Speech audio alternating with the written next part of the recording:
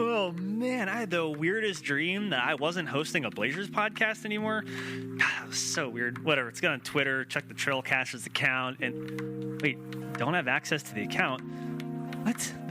All right, I'll check the profile. Let's see, Trailcasters, hosted by Keith Feltner Smith and Ty Delbridge? What the hell is going on? What do I have access to then? Let's see, I own a Twitter account called I Like the Blazers. It's the dumbest name I've ever heard. This logo is like a bee and a heart. What? It's got 26 followers. Okay, guess I got some work to do.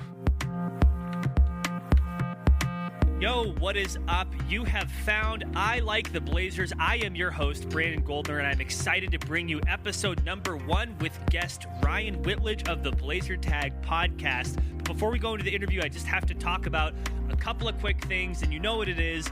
It's the Trailcasters.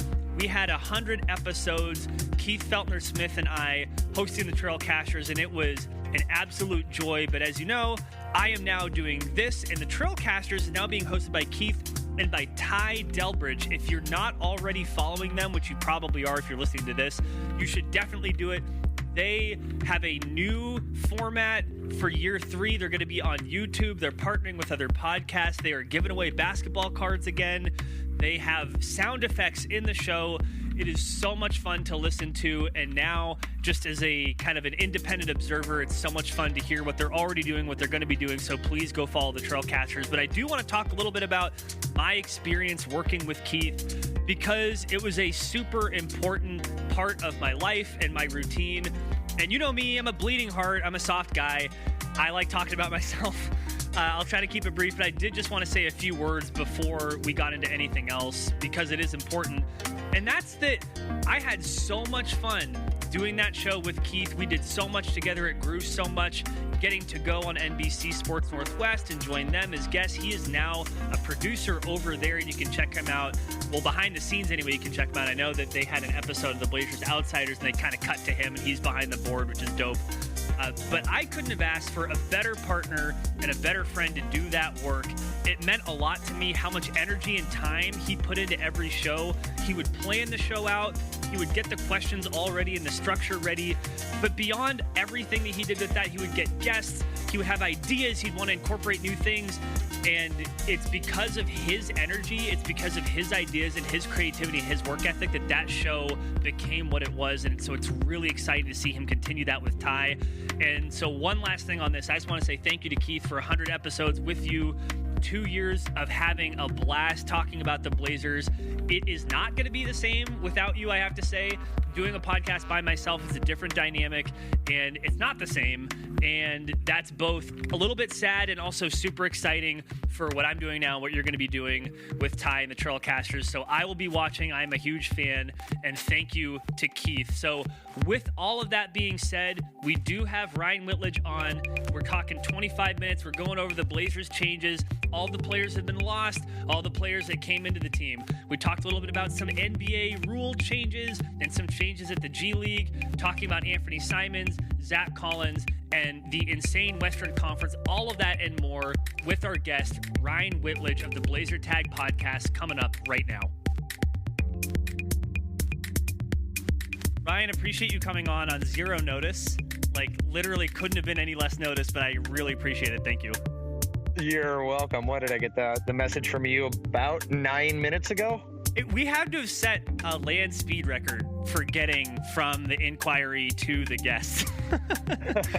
I like it. It was just me trying to figure out if I could find my headphones or not. I think that's great. Headphones are critical, so yeah, I'm digging it. Well, let me say this. You are a podcast host in your own right. I've been on your show. It was a ton of fun. With BlazerTag Podcast. If you haven't checked it out, do it now. You were just telling me right before we started recording that there have been some changes for your show in season 3. Can you go through those really quick for folks listening? So we've been doing this. This is the start of our 3rd year and we're still amazed that nobody has killed anyone. we're still doing it. We gave ourselves 10 episodes before we quit when we first came up with the idea. But we got approached in the off season by Big Heads Media Network, which is a national podcast community. It's kind of like The Ringer in which it has podcasts about absolutely anything you could find. And they were trying to get a podcast for every NBA basketball team. And somehow they decided that we would fit their network. We still don't fully understand that. We've told them they've made a mistake, but they still have us. And so we signed a deal with them to join their network. And it's a little interesting because now there are rules that we have to follow. And as you said, you've been on our podcast and we aren't much for rules. So luckily they didn't change us too much, but it's fun. We now get to do we got scheduled ad reads and all that, so we will get that sweet podcast ad money. Looking forward to that 97 cents. Ooh, 97 cents. I like that. Yeah, so, I don't. Yeah. Are you the ones doing the ad reads during the podcast, or are they stitching that in after the fact? We will be the ones doing them on the podcast. They're still nailing down. By the way, that's the way I like to do it too. Like, yeah. I don't like having I like saying it myself. And plus that way you get a chance to like look at whatever it is you're going to be shilling and actually kind of think about, is this something I really want to put my name behind or not? Like, do you know what kinds of things you're going to be advertising for? All I know is that right now, because they're still working on rolling out their ad package, they spent a good chunk of summer expanding their network. And so we still don't know what all the ad package is. I'm assuming we'll get the usual like MeUndies and Manscaped and all that kind of stuff. We do have the freedom to, if it doesn't necessarily fit our brand, that we can pass on it. But as of right now, the only pre-recorded reads are for when we plug other podcasts, because there's about 400 podcasts on this network and everybody has a promo that we can pull from. Nice. That helps a lot. And I wanted to go back to one thing that you said just a second ago before we pivot. You said that y'all got 10 episodes in before you pretty much gave up. I mean, how hard is it? I mean, in year 3, it's not just you. It's not just you and one other person. It's you and 2 other people. How difficult is it to just like not wring each other's necks every 10 minutes? How do you do that? I will say I'm the one that's normally attempting to wring everybody's necks, mostly Brandon. That's us. Brandons have a reputation, by the way. Well, anyone named Brandon. Yeah, apparently. But mostly my wringing of his neck is that we record on a Sunday or Monday, and I'm going, it's Thursday. Where's the episode? Yeah, no, it's like he's doing the production piece of it. Yeah, and so, but past that, we all kind of have our dereliction or our own set duties, and so we kind of try not to step on each other's toes. We all know how to do what everybody else does in case we need to step in and fill in. But past that, I take over coming up with the show notes, coming up with a plan, doing our scripts and whatnot, guest acquisitions, and then the social media. Ryan, he's the one who provides all of our equipment and everything, and we just completely redid our studio too. So we now have comfy chairs and couches in there. Oh, for real? I wish I had come over when that had all been done, because when I was there, it was comfortable enough. And by the way, the alcohol makes it even more comfortable. So I take that back. It was fine. Yeah, but no, we have some comfy reclining chairs in there now. Nice little table. Some TVs are mounted, so it's a little more free flowing feel. But and you then got Brandon a masseuse in there rubbing people's shoulders, I'm sure. All the times that we dropped that rubmaps.com sponsor last year, it finally paid off. No. Yes. But no, and then Brandon handles all of the production and editing and all that stuff. So, you know, it's we don't step on each other's toes too much. But like I said, when we all drunkenly came up with the idea to start this podcast, we were like, yeah, we'll give it like a month before we get bored. And here we are now starting year 3. So, and we've had some awesome experiences out of it. For sure. And jokes aside, the fact that you've been doing it for 3 years, says a lot about how you guys put the work in and make it happen. And it's a lot of fun. And you obviously have fun when you're doing it and it comes across. So I enjoy being a guest and I enjoy listening to it. Let's talk about, though, the Blazers. So this is my first podcast. Okay. I like the Blazers thing. It's brand new. You're my first guest. I appreciate it. And so that means that I haven't gotten a chance to think about or talk about with anybody really, like, except for my friends and my girlfriend, who is probably sick about hearing it, to talk about what happened with the Blazers. So I'm just going to tick through who came in and who bounced. And I want you to give me your impression of how good you actually think this team is. So the Blazers lost Mo Harkless, Al-Farouq Aminu, Evan Turner, Seth Curry, Enes Kanter, Jake Layman, and Myers Leonard. And that's not just a lot of names. It's like a lot of meaningful minutes that were lost. Now they got Kent Bazemore, Hassan Whiteside, Mario Hezonja, Anthony Tolliver, and the ghost of Pau Gasol. And you can maybe also consider retaining Rodney Hood as an addition. But with all of that being said, Ryan, are the Blazers better now than they were last year? This has been a thing that's confused me the entire offseason, because I remember over the last couple seasons, NBA pundits would constantly say that the Blazers needed more shooting, that they needed to surround Dame and CJ with better playmakers, guys who you can trust to handle the ball. And then suddenly we get that. We ship out Mo Harkless, Al-Farouq Aminu. I understand that they were massive, that they were our best defenders, wing defenders. So there is a step down on that. But I think what we lost on the defensive end is actually you gain a lot more on the offensive end. And when you look at the league in general, that's pretty much where everyone's going. So I don't understand when I'm reading articles that are saying like, oh, well, the Blazers are probably only going to have 41 wins because who's going to guard, Kawhi Leonard or LeBron James or whatnot. I don't care. I mean, 9 times out of 10, it's always one guy on a team's going off for 40. Just hold down the rest of them and score your own points. Sounds simplistic, but. No, I mean, I think that's a fair take. And that the NBA, like you just said, it's gone towards a more offense-friendly structure and style. I mean, the number of points that teams are scoring is going up, the efficiency is going up, and so maybe it is just the Blazers intend to outgun people with their offense. But I mean, about the defense piece with Aminu and Harkless, do you think it's possible that Rodney Hood and Kent Bazemore, and I know that they're smaller, but do you think that they could be like reasonable facsimiles for what Aminu and Harkless brought on defense? Is that something that you're looking forward to maybe happening? It would be extremely nice if it does happen.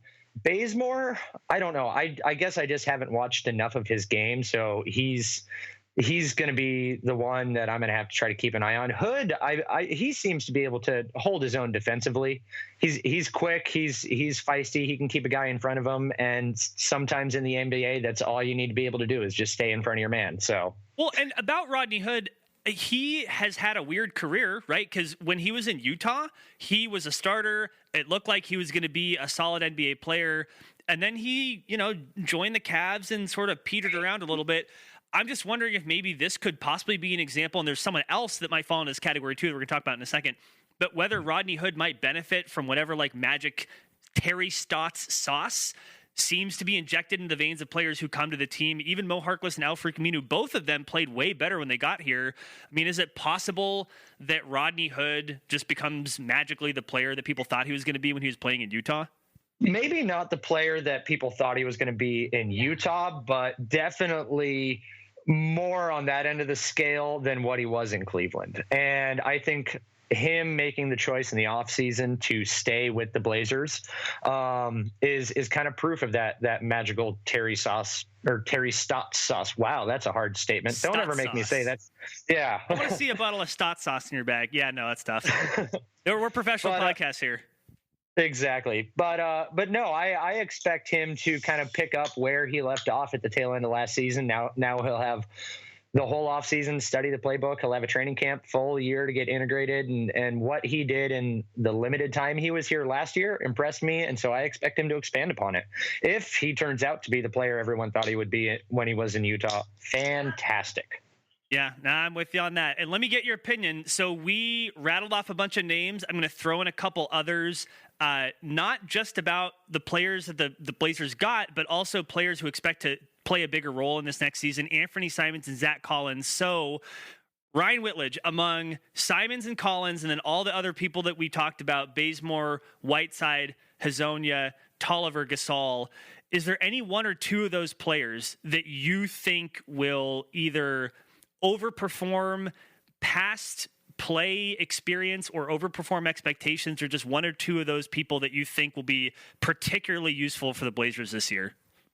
So we just on our first show of the season, we did our preseason roster rankings, and I got some side eye from the guys because I had the fourth most important person on this roster as Zach Collins. Oh, tell me about it. With Nurk being out, with Olshey having, I don't know if he's still going to stand by this, but having previously called him a franchise cornerstone, if he can make that the leap in his game of just thinking through things better, not fouling as much, him combined with Whiteside on the interior for defense, that's going to be interesting. I mean, Whiteside even had a quote that, pairing those two down on the block is going to be insane. But he's the player that I think can probably outperform his expectations a little bit. And I think part of that is because we had higher expectations of him coming into last season, just with how Olshey had talked about him. So now we're kind of looking at him a little more realistically, and I think he can maybe, outperform that. Anthony Simons, I think he might be getting a little too hyped. I hope I'm wrong on that, but I think people are getting a little too up on him right now, and I'm worried that he won't necessarily be able to deliver to the level that people want to see. I want to go back to that in just a second, but let's hang on Collins for one more beat. You mentioned his play with Whiteside and what that could potentially do, and I want to think through something and tell me what you think about this. Terry Stotts has treated his centers in a pretty traditional way on defense, right? Drop back, don't try to defend the perimeter, don't try to do too much. That kind of style seems to benefit Whiteside and Collins in particular.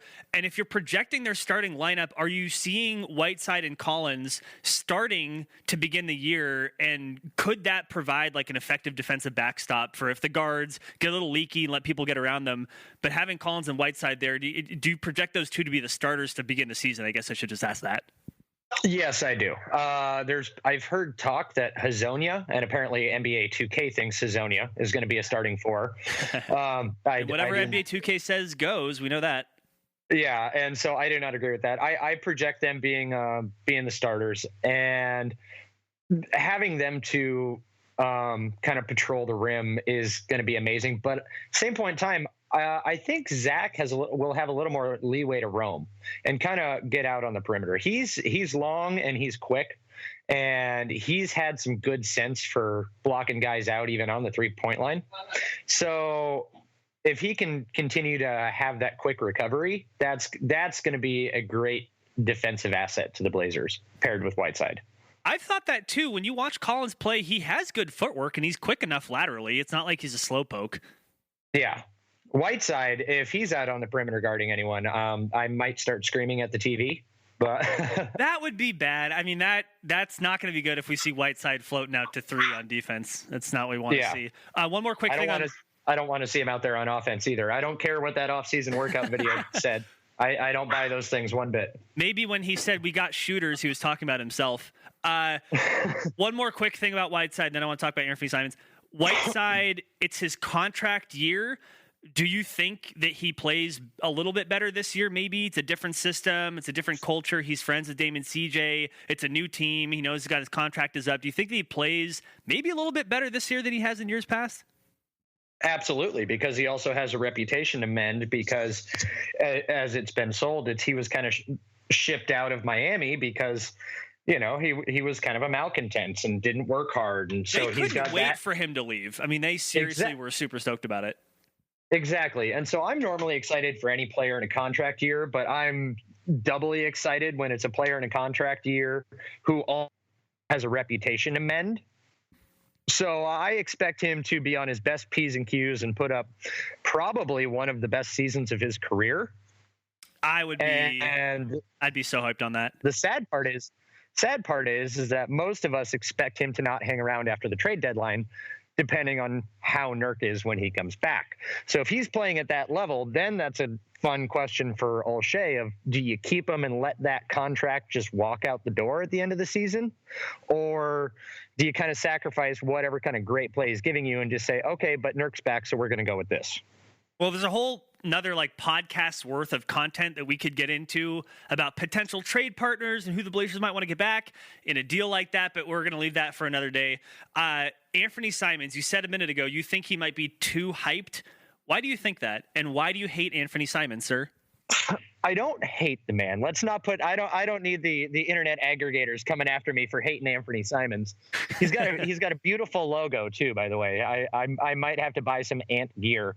I know. I love that. It's so awesome. I'm down with it. And plus, not lucky, but it's dope that you have like a built-in emoji on your keyboard that also is an ant.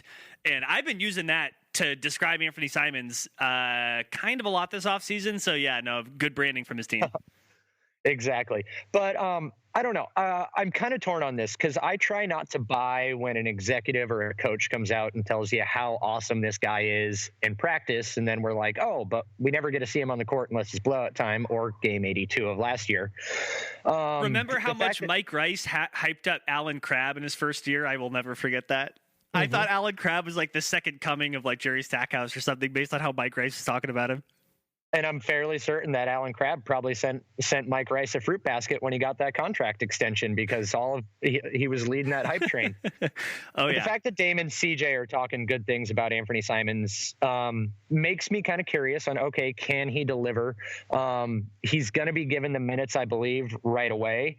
And now we have the new conundrum as well of who is Stotts gonna have the shortest leash with now that Myers isn't there.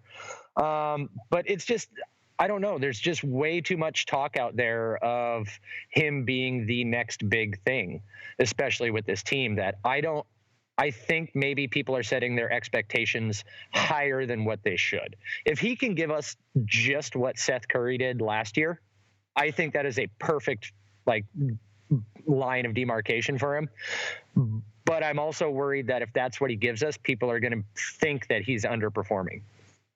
I do think that there is something to be said, and maybe it's just that I've been paying attention, that I have personally never heard so much positive, totally unabashedly effuse praise about a young player that seems like if I were Anthony Simons, I'd be like, whoa, everybody slow your roll, because what if I can't live up to expectations?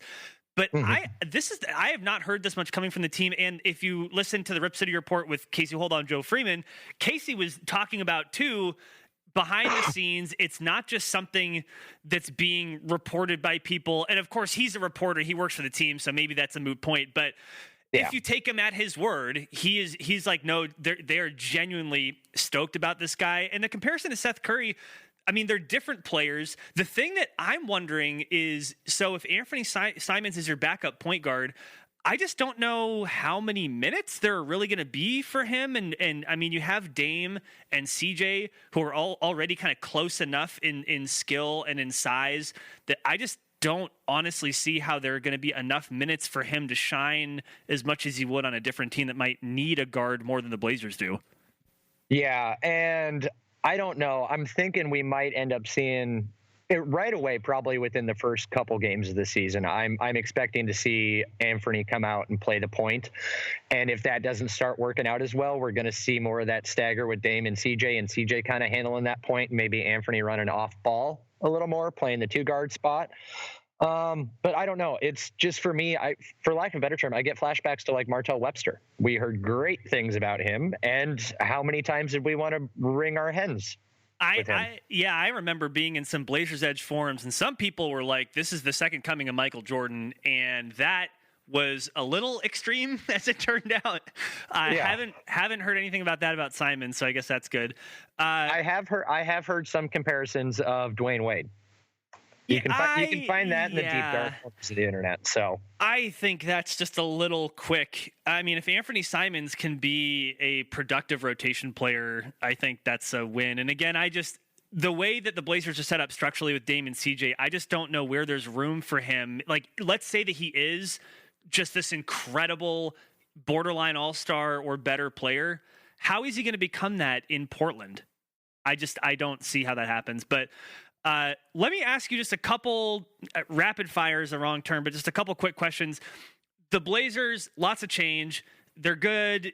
Maybe they're better than last year. Maybe they're not. The West got way better. Here's a hot takey question. Do the Blazers make the playoffs? Yes. I got them slotted probably about fourth. Okay. So you have them with home court too. Yes. And so okay, really quick. Give me your top four then. You got the Clippers, Lakers, and then who? The Rockets, maybe? Lakers are not in my top 4. Oh. I got Lakers slotted for 7th or 8th. Oh, wow. Okay, that's another podcast worth of content, too. I'll just hold that there. So who's the other team in your top 4? So I have Clippers, Utah, and Denver ahead of the Blazers. Wow. Okay. No, that makes sense. Man, this West is just going to be nuts, and I wish that we had more time to get into it right now, but we will at some point for sure. I mean, you got the Warriors, you got the Nuggets, you got the Jazz. I mean, it's disgusting. I think the Blazers make the playoffs, but it's going to be uncomfortable, and I don't think that they get home court. And obviously, an injury either way could swing that for any one of these teams. But yeah, it's spooky. Speaking of spooky, the G League is doing a very spooky experiment for Halloween. Can I do that? It's October almost. No. You gotta wait a week. Damn it! I've already bought so many bags of candy though. And it's not for trick-or-treaters, that's for me. The G League is experimenting with having one free throw shot for any trip to the line, regardless of if it's a 2 or a 3. What are your thoughts on that? Absolutely idiotic. Yeah, it's dumb, isn't it? I think it's one of the stupidest things I've ever heard of. And I can't remember, were they going to make it so that if it was a foul on a 3-point shot, that it would count as 3 points on the single free throw? I believe that is the intent, yes.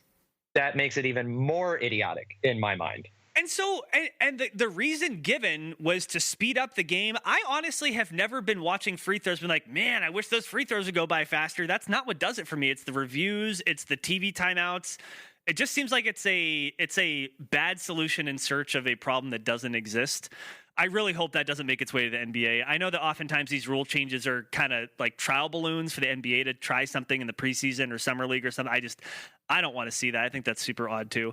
Yeah, because especially if you get into the instance of, a team's down by 2, they foul a 3-point shooter, and the guy goes to the line. I don't think that if he makes 1, he should automatically get the 3 points. Yeah, no, not at all. And the same way, it's like if you miss 1, why do you get to lose out on 2 points? It's because you missed 1. It's dumb. Exactly. So I don't see that lasting. They can test that all they want. Just keep that out of my NBA. I honestly don't even understand how it got to the G League. And another thing that's dumb is the NBA has banned those ninja headbands, which I'm sure that you guys have already talked about at some point. But just a quick quote from the NBA on this. They said that it's not part of the NBA uniform, hasn't been through the approval process. And this is my favorite part. They say that teams have raised concerns regarding the safety and consistency of size, length, and how they are tied. Bullshit. What team has said that? Yeah, because then it's no different. Look at Kenneth Faried. He's had dreads for how long? He's got a full ponytail hanging out the back of his head. If the tie of a headband is going to be dangerous, say because it can get yanked on by another player, or if they fall, they can, hit that spot where it's tied and hurt their head. Well, then great. Guys shouldn't be allowed to have ponytails, man buns, long hair, anything like that. And for them to come out and say that it because it wasn't an approved part of the uniform, then why did they let it go on for so long last year? The first guy that wore one should have gotten fined and told to take it off by the refs at that point in time for wearing an unapproved uniform. If it was so unsafe, why didn't they do anything about it during this season when they could have? And they did. Yeah. They did address that. They said something to the effect of, we didn't want to shake things up during the season. But that's just, bull. I don't buy it. I don't buy it either. I'm not a fan of that. I want to see people wearing those ninja headbands. I would like to see somebody protest and wear it, like LeBron James has a Photoshop on Instagram of him wearing one, like it wasn't actually during a game, but I would love to see that happen. But come on, NBA, get your shit together. They can glue it to LeBron's head with his hairpiece. There we go. Yeah, his hair's looking fresh. Man, that hairline has done some work. All right, well, with that, that's about all we got for now. Ryan Whitledge of the BlazerTag Podcast, I appreciate you. Thank you so much for coming on short notice. Are there any parting shots or final things before the season starts? Because you're going to be back on at some point, but just probably not before the season starts. So is there anything else that you want to say, either about yourself or the team, or just anything else? You have the floor to say whatever you want. Just don't talk about me. All right. Well, I got 2 things real quick. The one thing, I want your opinion on this, because I'm getting berated for a bet that I already made. And I bet that with all the shakeups in the West, I think a lot of teams are going to cannibalize each other. And I've with both Brandon and Ryan that there will be only one 50-win team in the West. Oh, yeah. I want Europe. Yeah. No. I'm totally with you on that. I have thought the same thing. Welcome to being the first person to join me on this train. Seriously? Well, I mean, yes. Just look at the math. If you have that many good teams and they're playing each other more often because they're in the same conference, what else can happen? I mean, exactly. The only thing that you could say is that there might be like 2 or 3 of the, like I could see a universe in which the Warriors are like secretly, weirdly better than we think they're going to be before Klay Thompson gets back and then he comes back, or they trade D'Angelo Russell for somebody and then they're super good. So, but yeah, I think with so many good teams, I think that's not only a fair take, I also think that is what's going to happen. So yeah, I'm totally with you on that. What was the bet? I think I got a 6-pack to each of them. So okay. If there's two, they at least gave me a push. But my thinking is that the Clippers will probably be the only 50-win team. And if the Nuggets, Jazz, and Blazers are going to be as good as I think they are, same division, that's going to be them going head-to-head a lot. If those are the top 4 teams in the West, then okay, I'm not seeing enough wins to go around to make more than maybe 2 50-win teams. Yeah, I think you're going to see a lot of 49s, 48s, and 47s. When people talk about, well, how can you say the Blazers won't get 50 wins? It's not like the number of wins is some perfect determinant of how talented your team is. Your wins are in comparison to other teams, and so yeah, I'm 1,000% with you on that. Yeah. Exactly. So if you win, I deserve some of that beer, is what I'm hearing. Yeah. Well, I think you still owe somebody a 6-pack from last season. Oh, so. I thought my former co-host paid that off. He may or may not have. I cannot remember. But so when podcast co-hosts break up, do the debts? I guess the debts just return to the person who incurred them. So I guess it's back on me. Damn it. Yeah. Exactly. Okay. So no, that's fair. Yeah. Let's see. Only other thing I got is just my usual plugs. As you said, BlazerTag Podcast. Check us out. We're recording, I think, every Monday. So our stuff, if Brandon's on his shit, should be up every Tuesday-ish. Other than that, you can now, soon to be, you'll find me writing for Off the Glass, covering the Blazers for them. So nice. You can check out my work there. They've been on my butt about why I haven't written in the off season. I'm like, there's nothing to write about.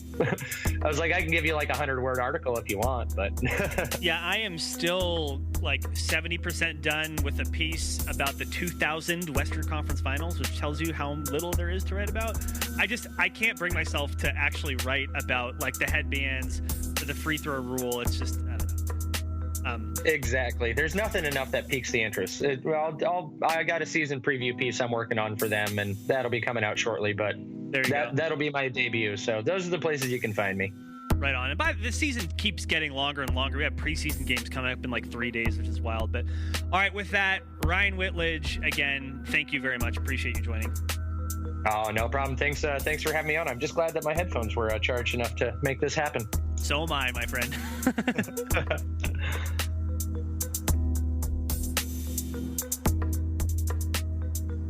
Thank you again to our guest, Ryan Whitledge. And it is wild to think that we're only a couple days away from preseason. I think the Rockets take on some other team on the 3rd of October. Today, recording day being the 29th of September. So we're getting really close to the NBA season, which seems to get larger and larger as the NBA figures out how to incorporate rest and just player management into the schedule, but not wanting to give up those 82 games.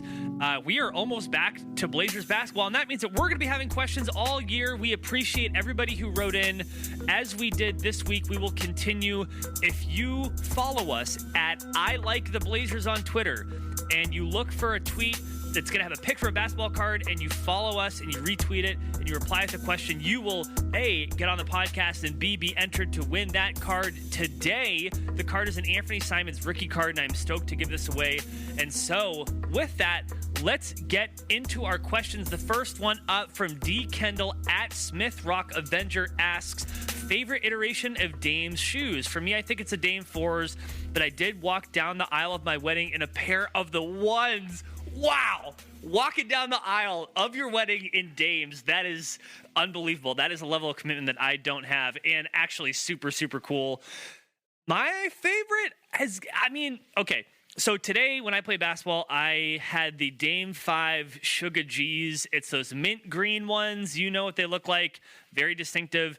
I really, really like the 5s. They're extremely comfortable, but for my money, the Dame 2s, those are my favorite. I know that they maybe weren't as original of design. I know there are people like Nate Jones who is involved with Damian Lillard and Adidas stuff, has said that from the Dame 3s on, the designs have been more distinctive and that the 2s were, for his money, maybe a little pedestrian. But I really like the 2s. They were solid. They were well made. The price point was solid, and they fit really, really well. So for me, it's the 2s. But got to say, the 5s are really growing on me. So it's going to be between the 5s and the 2s for me. Am I getting that right? Are those the 4s? Or the?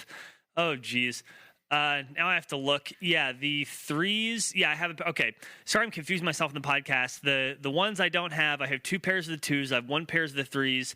I didn't get any of the 4s, but I have the 1 pair of the 5s. So yeah, it's between the 2s and the 5s for me. All right. Next question from Look at This Dog at Apocalypse Plox. Who will sink more 3s next season? Anthony Simons or Zach Collins? I'm going to go with Simons on this. As I talked about with Ryan, and as he mentioned, Simons is being hyped up quite a bit. Whether or not that's too much hype, or whether it's undeserving, or whether it's going to be too much pressure, that remains to be seen. But I think that he's going to get the opportunity, going to get the minutes. And I wouldn't be surprised to see Simons have a somewhat of a breakout year, and the Blazers are also depending on Collins to have, if not like a breakout year, but to show improvement. So actually really good question, but I'm going to go with Simons on that one. From Positively Portland at Rip City Showtime asks, Blazers in 6 or 7, or which triple-double does Whiteside record first? Points, rebounds, and blocks, or points, rebounds, and assists? Blazers in 6 or 7. I hope that you're talking about not the finals. If you're talking first round, I'll take them in 6. The West is going to be brutal though. But yeah, I can. The Blazers could get past the first round this year, even with the West being what it is. And as for Whiteside, his triple-double coming with either blocks or assists. History shows it's going to be blocks. He's had triple-doubles with blocks before, and he's not known for his passing. Although, there have been centers who've come into the Blazers system and have become much better passers. 2 that come to mind immediately, Mason Plumlee and Yusuf Nurkic. Both of those guys were not particularly adept passers before they got into Stotts' system, and now, or at least when they were in Portland, showed that they could do that. So with Whiteside, though, I'm going to go with blocks rather than assists. Next question from 2-0 DK season at Love Rip City. How many wins for the season this year? As Ryan and I talked about, and not to be a broken record about it, but we did talk about some of these topics, which is pretty cool. I think the Blazers will be in the 40s. Wouldn't be surprised if they were around 46, 45, 47. And again, maybe in a quote-unquote normal year, that would feel a little low, and I get that. But the West being so difficult, the Lakers, the Clippers, the Rockets, the Nuggets, the Jazz, the Warriors, the Spurs, I think that somewhere in the mid-40s is really nothing to shake a stick at. So that's my feeling on it. Next one up from Matthew at Reverend Romulus out of Mario, Bazemore, or Whiteside. Who will be the biggest Blazers cult hero this year? That's a great question. There is always a player, maybe even 2, that Blazers fans like myself get irrationally attached to. I think it's going to be Mario Hezonja. He's already shown his proficiency with Twitter. You may have seen that friend of the team, an Emmy Award-winning comedy writer, Ian Carmel, tweeted about Mario Hezonja and getting a jersey, and Mario replied back that they would hook Ian up with the jersey. So I mean, it's just stuff like that. I think Mario Hezonja is going to be a fan favorite. And by the way, he was a lottery pick. He was expected to be a really, really good player in this league, and he's not really that old yet. And think about the franchises he's played for: Orlando, New York. He has an opportunity to do so much more here than he has so far. And I think that combined with his personality will make him a cult hero here in Portland. Next question from Damian Lillard Brazil at Lillard BR. Do I like the Blazers? Nah, I love I feel you on that. I feel the same way. Even though the podcast may be called I Like the Blazers, it's a strong like. Next question from Trenton Likes Sports at Sports Trenton. Which small forward will be the most productive this season? That is a billion-dollar question, whether Rodney Hood plays small forward or not, whether Bazemore really steps up, whether you see a ton from Hazonia, for example, if that's where he's going to play, or Nasir Little, which his development I think is going to take some time. I think if you say Rodney Hood is a small forward, which he's not, but he may have to play there, I'd say Rodney Hood. For natural position, again, this is a tough question. I think the Blazers losing Harkless and Aminu does hurt them at that position, and they do need a small forward. I'm going to go with Rodney Hood playing out of position is going to be my answer there. Hopefully that's not too much of a cop-out. Next question from Jeff at Jeff_Portland. How many minutes per game do you think Anthony's going to average? His guess is 18. Everything is setting up for it to be more than that, but I don't see where all of those minutes are going to come from, as I discussed with our guests, using that term again. As Ryan and I talked about, with Damian Lillard and CJ McCollum duplicating some of the same skills, being the same size, being able to guard the similar positions, they're both guards. Anthony Simons also a guard. I don't know where all those minutes are going to come from if he really is going to be his best, but all of that being said, I think it's going to be more than 18. I think he's going to get 25 minutes a game. That wouldn't surprise me. And depending on his play, that could tick up or down, but I'd say 25 is not totally out of the question. And then our last question from Amicus503 at Jiggity503. Besides Dame, who is the next player to become an all-star? Safe money's on CJ McCollum. Dark horse is on Yusuf Nurkic. The dark horse would be on someone like Simons or Collins, as you hear my cat Zora screaming in the background for more food because she's always hungry. It's CJ McCollum is the safe bet and probably the proper bet on that. So with that, I again appreciate all of the questions. Again, if you go to Twitter and follow us at I Like the Blazers, look for the tweet that asks for your retweet and your questions and your follows, and you can enter to win a Blazers card. As I see now, Zora is being trucked in over to I Like the Blazers Central. She's not going to cry for the microphone as much as we might want her to, because she does not meow on command. What a good cat. With that, all the questions, I got to add them up now. 1, 2, 3, 4, 5, 6, 7, 8, 9 questions. We're going to go to Google's random number generator to pick the winner. Minimum 1, maximum 9. Going to hit that generate button. I have Cassie here to witness. And the number is 8. It is 8. And that means that the person who wins the Anthony Simons, thank you for that contribution. The person who wins the Anthony Simons rookie card is Jeff at Jeff Portland. I'm going to be sliding directly into your DMs, and you're getting this card. We ship to your home free of charge. I appreciate all of you so much. Thank you for participating, and thank you for following the show. And with all of that, I don't think I have much else. This is episode number 1, one of many. I have had fun with our guest. I've had fun answering the questions. And in general, look, I like the Blazers, and I have to be honest right now. I don't really have a set intro and outro, so I'm not exactly sure how I'm getting out of this, but all of this is to say, let me put a plug. Here's a good podcaster do. They put plugs for their own work. Please go to iLikeTheBlazers.com. You will find a mobile-friendly, ad-free site that doesn't have any writing quite yet, but it will soon. My first piece will be a retrospective on the 2000 Western Conference Finals, as I discussed with Ryan one more time. That was a heartbreaking series if you were a Blazers fan back in that day, but I think it's interesting to write about, and so I'll be doing that. There will be original writing there and podcasts. I don't know what else is to come, but go to iLikeTheBlazers.com. Follow us at iLikeTheBlazers on Twitter. You can always email us at iLikeTheBlazers@gmail.com. It is a simplistic name. It is an easy to remember name. It is not the most creative name, but it is the name of the show. And with that, I'm your host, Brandon.